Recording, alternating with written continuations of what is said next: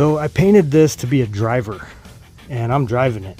You could tell it's dirty, but I just put, you know, several hundred miles on it too. But this is driver quality paint. It's not perfect. I did do some custom shit. The bodywork's not perfect, but son of a bitch, if this paint job wasn't better than half of the shit that I saw in the car show in Kool Deadwood nights. So starting some work on the Harley bagger that's gonna get flaked, and some custom striping, some custom graphics. But I got to thinking about some shit, and I was actually gonna stop doing the YouTube videos because I'm not getting like the reception that I was hoping for. But it's not really a competition. I'm just doing this for fun, so I'm just gonna continue to do it. And whoever watches and learns something from it, then so be it. But anyway, I went to Kool Deadwood nights with the Dodge. I drove it down there, and we spent the weekend, the family, wife and kids, and we had a great time.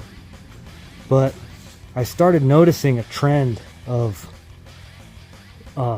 shitty paint jobs, and I couldn't believe it, you know. And I started thinking about it, and I'm like, well, maybe their people are just doing it themselves, and that's badass. So I was looking at this car. It was like a 41 Ford chop top. It was nice. The paint on it was horrible.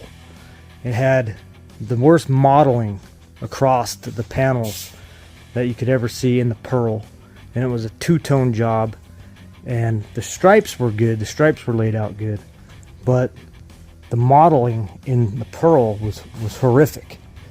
And I started thinking about it. I'm like, well, you know what? This guy did this himself.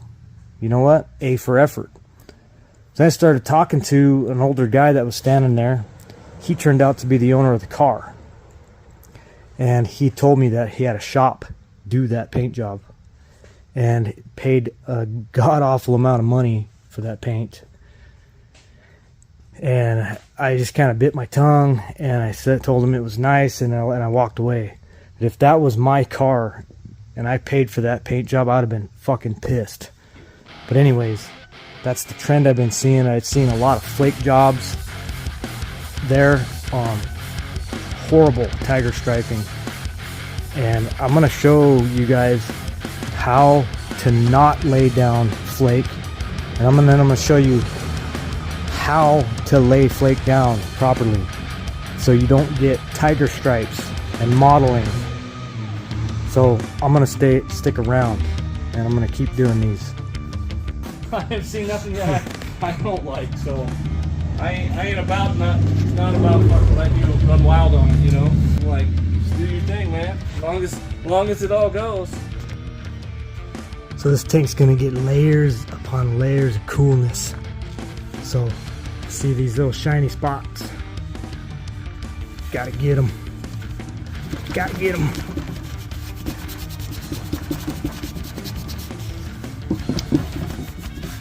All the way around here.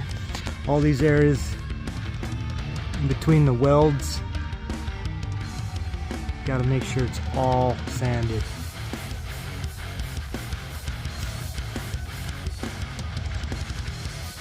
Using the light to my advantage. Got a couple shiny spots. Gotta go.